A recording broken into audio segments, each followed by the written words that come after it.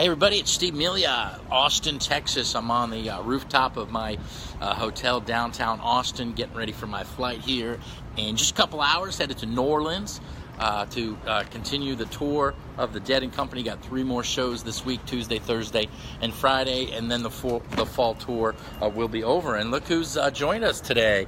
It's the Doodle. Desi Doodle is out.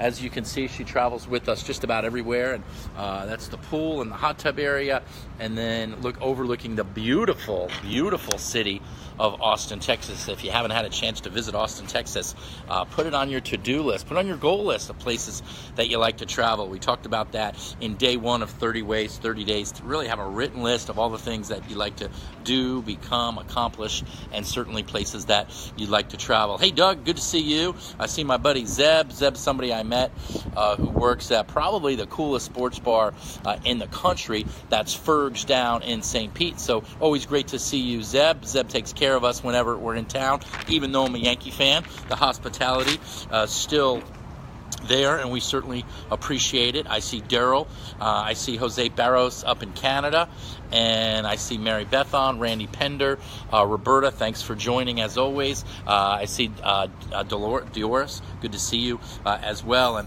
man, today I'm going to talk about a topic that I was first introduced to probably 25 years ago. This month, this is 2017, in 1994, I guess it was 23 years ago, I got involved in the direct sales and network marketing industry, and really one of the coaches, one of the business philosophers of that industry is a guy by the name of Jim Rohn, R-O-H-N. I probably mentioned him on all 15 of these episodes that I've done so far. And Jim, I had the great fortune to see speak on several occasions, probably about 8 or 10 occasions. But more than anything, he was a mentor through audio tape that I was able to learn from and glean from over the years. And so got a little bit of noise in the background there, but it's cool. And today I'm going to talk about a topic that Jim Rohn talked about at a seminar that I attended once. And for years I've referred to this list, and I've really tried to hold myself accountable in every way possible to these things. And it's called the 7 Diseases of Attitude. The 7 Diseases of Attitude. But my catchy title for today's broadcast is Save the Drama for Your Mama. Save the Drama for Your Mama. I got that from an old friend of mine who passed a few years ago. His name was Dan Eaton. Dan was an attorney out in San Diego, California. If you knew Dan, give me a like or give me a love. We lost Dan to cancer a couple of years ago. In fact, my 2011 baseball tour, I got a chance to go to a game with him in Anaheim, California, and it was sort of our saying goodbye. He was sort of at the end of his life, but he's got a beautiful family. His friend Julie is a great friend of mine. Dee, who was his widow, beautiful people. And so today's episode is in memory of my great friend Dan Eaton, who again always said, save the drama for your mama. You ever been around somebody and you can only be around them for a couple minutes or a couple seconds or just a couple hours, but they're just too much. Their energy level is just too much. Well, Jim Rohn identified 7 things that are really diseases of attitude. I posted earlier on my Facebook page, actually about a 25 or 26 minute clip of Jim Rohn, and I promise you, if you do nothing else from these broadcasts, check out and start listening to Jim Rohn. In fact, I listened to that piece this morning just to sort of get me motivated and ready for this piece and just see if I could learn anything before I went and talked to you guys here today. But the 7 diseases of attitude, these are things that you want to avoid. You know, a disease can start small, but it can spread. A disease can spread from one person to the next. And you know, we spent a whole day about a week ago talking about actually the 30 Ways, 30 Days. Point number 2 was the law of associations, that you become the 5 people that you spend the most amount of time with. And let's see who else has joined it. My buddy Terry Blair. Terry owns a huge construction company in Wilmington, North Carolina. Sarah, nice to see you. Brad, Jody, Jessica, hey, hope you're doing great. Tristan, Benita, my podcast partner, Connie Cole, Stacy, Wayne. We got folks joining us from all over, and so thank you so much. You know, a couple weeks ago, I said I was going to start doing these at the same time every day, which is 12:30 Eastern. I've recently changed my mind, and I tell you why. Is I find that those that could listen at 12:30 were like the same people every day. And one of my goals is to have 30,000 people view my 30 days. And so if you could just do me a big favor right now, and if you're getting any value out of this, just share it. Just let people know, hey, this is a guy that I know, and he's got some pretty good ideas. So go ahead and hit the share button right now. I can see who shares. So at the end of the program, I want to look and see if any of you shared it. And my goal is to get at least 25 shares here today. But my point being is that what was my point? That's a great question. Okay, I did it again. I lost my train of thought. But my point being is that I'm going to share with you guys today the 7 diseases of attitude. These are the things that you want to avoid, okay? So first, again, of the 7, these are Jim Rohn's. You can go, I posted it online. You can go watch that 25 or 26 minute clip. We have all sorts of folks that are joining us here at the pool today. But the first one that I wanted to talk about is indifference, right? Indifference. This is a disease of attitude. What do you think about when I say indifference, Desi?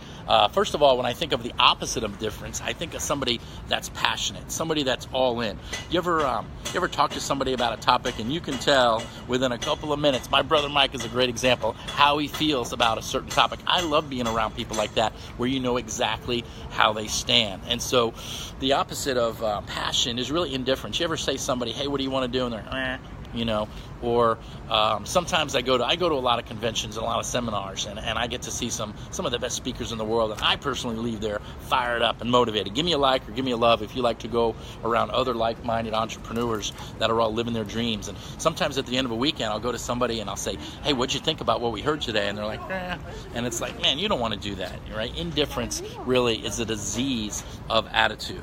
Okay, and so that's the first one that we're going to talk about here today. In fact, I got a quote that I wrote down.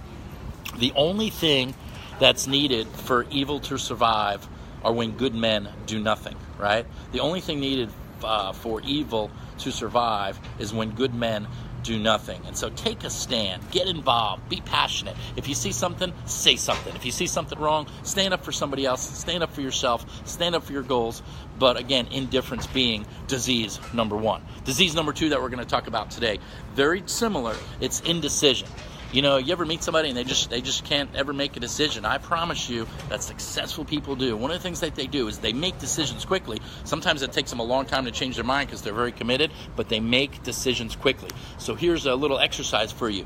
Next time you go to a restaurant, you know, should I get this? What are you going to get? Should I get that? What are you going to get? Should I get this? Open the menu. Pick one thing that you want, close the menu, and be ready within 2 or 3 seconds. I promise you, it's a liberating thing when you can just start making decisions right away. Well, what if you make a wrong decision? Well, guess what? You'll find out a lot sooner than if you don't make any decision at all. So make a decision, stick with it if it's a good decision for you. If not, be willing to change your mind, but make decisions quickly. Okay, make decisions quickly. Take risks, right? You know, sometimes the biggest risk is not taking one, right? And so make decisions about you and your family and your business. Make them quickly. Be somebody that can say yes or somebody that say no. Change your mind if you have to. Change course if you have to. But just go with it. Make a decision and move forward. Sound great? The third one, again, diseases of attitude. The third one is doubt, right? Self-doubt is probably the worst part of doubt. But, you know, sometimes you just share an idea with somebody and they're going to give you all of the reasons why it's not going to work, right? Very closely related to one of coming up called Pessimism.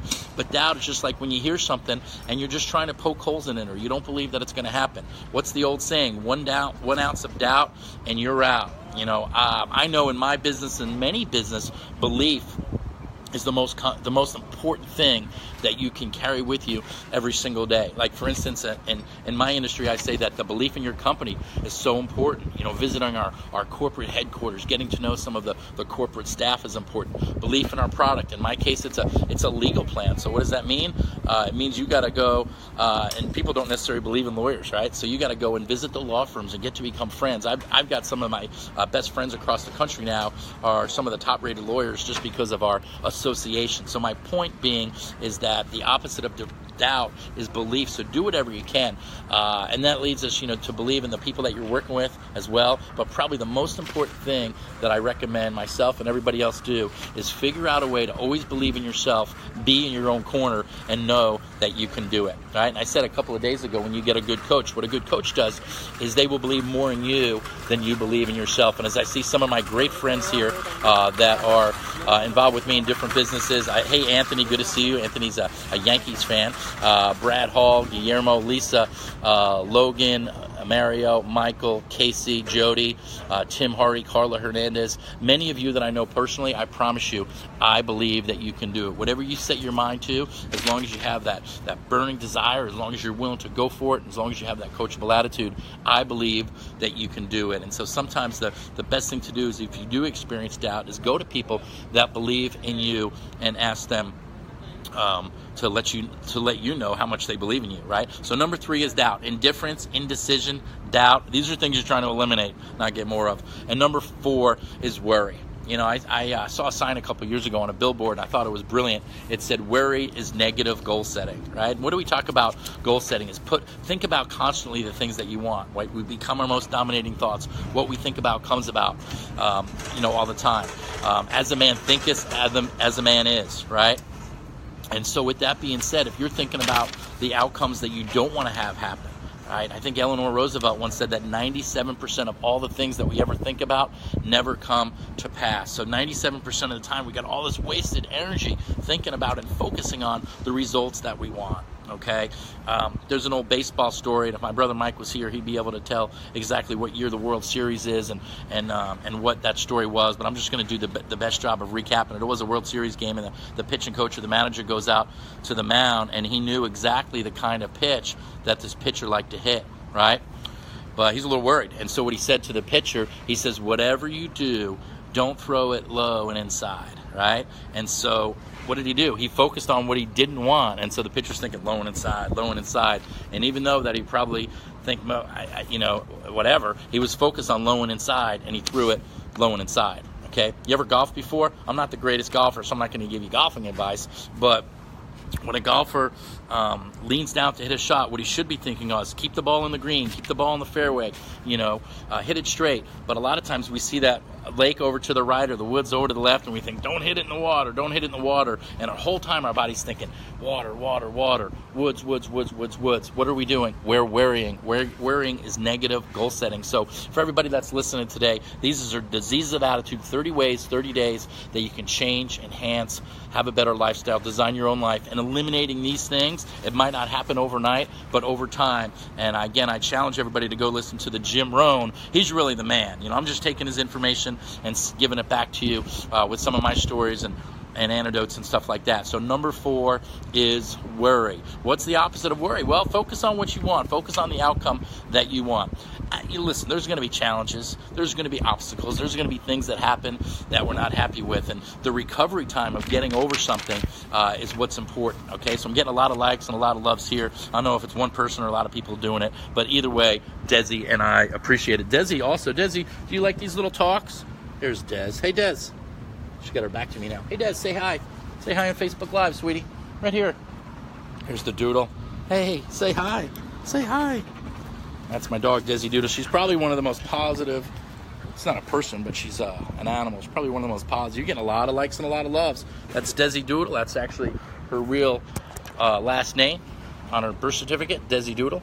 And so we got a lot of other folks joining. We've been through so far 4 of the 7 diseases of attitude. Hey, Benito, good to see you, buddy. Mary Beth says that what an awesome dog. I thought you said what an awesome day. It's an awesome day, and she's an awesome dog.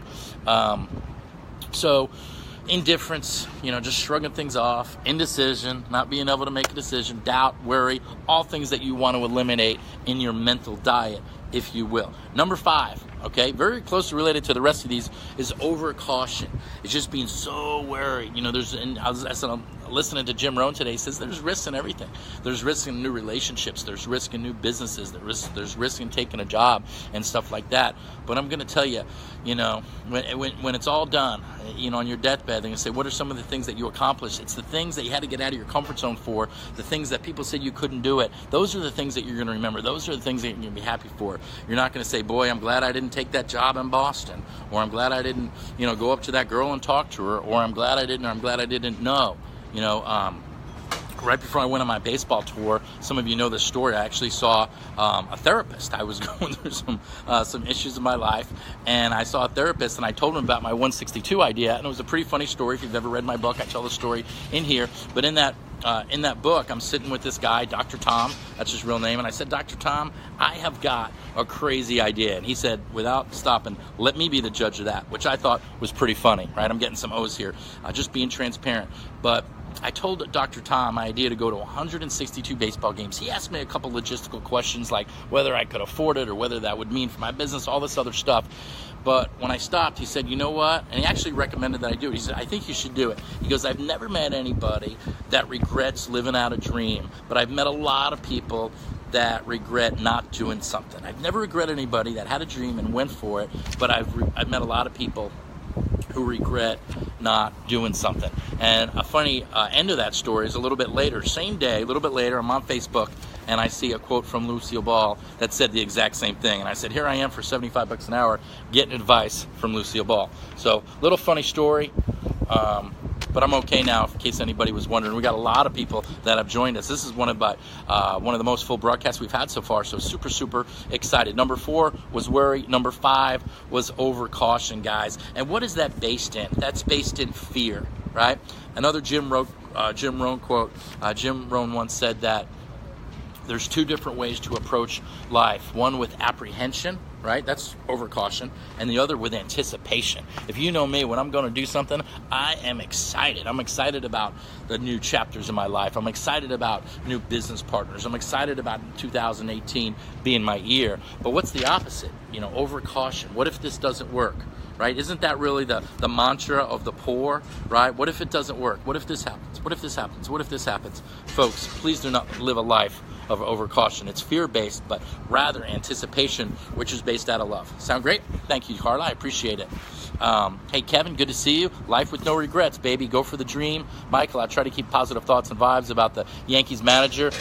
Hey, I'm feeling really good about it. Michael's another Yankees fan. I've slept on it for a couple of days, and I'm going to follow all my advice right here, and I'm going to think positively about the 2017 Yankees. And it's exciting. It's exciting to watch somebody like Aaron Boone, who's been around baseball his whole life, that is now going to take over the job of the New York Yankees. So for non-baseball fans or non-Yankee fans, I apologize for my little rants about the Yankees. I'm just excited. We got about 100 and something days left for the 2018 baseball season. Number 6, 7 disease of attitude, things that you want to eliminate is pessimism. Always, saying to, hey, glass is half full or glass is half empty, whatever. Pessimists instantly, when they hear an idea, tell you all the reasons that it's not going to work, right? Those are some sirens out there. Pessimists would say, hey, I don't know what a pessimist would say, but pessimist, the opposite of optimism. Be somebody that believes things are going to work out. Be somebody that believes in other people. Be somebody that doesn't always look to see what somebody's negative intentions are. Be somebody that's positive. Be a positive, forward-looking person. And I'm going to be honest with you, nobody wants to be around anybody that's a pessimist, okay? I think it was Bernie Siegel once said that pessimists are usually right most of the time, but optimists are healthier and they live longer. You get to see, do you want to be right or do you want to be healthy and live longer? I got a lot of likes and loves out of that. So pessimism, get rid of it, guys. It's just not a fun thing. And if I ever do any of these things and I'm around anybody, you have my permission to catch me on it, to call me on it, and to let me know, because I'm human just like everybody else, and these are things once in a while that can seep in. But I find that if I'm doing a few different things, I can eliminate a lot of these things without even trying. Listening to positive audio tapes, listening to podcasts like this where people are trying to share good ideas or sharing good ideas, reading 10 pages of a good book or more every single day, hanging out with positive people, going to seminars and stuff like that. And last but not least is something called complaining, right? Complaining. Good friend of mine, Justin Peterson, had a quote recently Justin's like a 28-year-old, 29-year-old entrepreneur I've got to know over the last couple of years, and I really like his attitude. And I think he posted a quote on Facebook a couple of weeks ago that said, "Let's not use gossip. Let's not use gossip as a bonding technique." Right? Let's not use gossip as a bonding technique. What does that mean? Well, you ever have 2 or 3 or 4 people stand around that all work together, and one person says something, they complain, right? And then another person complains, and then another person complains on top of that. And it's actually, they think, it's weird. I think when people complain, there's like endorphins that are released, and instantly we feel better for a minute. Maybe we feel better about our own situation. Maybe we're just getting something off of our chest. But I'm telling you, do me a favor and don't complain to me. Do yourself a favor and don't complain to yourself. Now listen, if you've got a real legitimate issue, like if you're in business with me and say, man, I'm having some challenges, or I don't think this is right, let's look at it and let's offer what? Let's offer some solutions. Never come to anybody with a complaint without a solution, okay? And yeah, so that's going to be my point there. The other tip that I want to have, there's a couple guys, the Hughes brothers. There's a few of them, Chris, Michael and David. Well, Michael and David are twins, and they moved out to San Diego, California a few years ago. We were in business together, and they had rubber bands on their wrists. Now, rubber bands are not a real fashion statement, you know, so I said to him after a presentation, hey guys, what's up with the rubber bands? And I'm not sure if it was Michael or David. Let's call it Michael because they're twins. Sometimes I can't tell them apart. But Michael said, hey, listen, every time one of us says anything negative or complains, we take the rubber band, and the worse it is, the further we back we go, and we snap it against our wrist. Ouch, that sounds like it hurts. And guess what? It does hurt. You know what I did the very next day? I went out to a CVS or something like that, and I bought a whole bag of rubber bands, and everybody that was in my life I handed one to, and I said, guess what? You're about to play a game with me, and it's called No More Complaining, right? That's one technique, okay?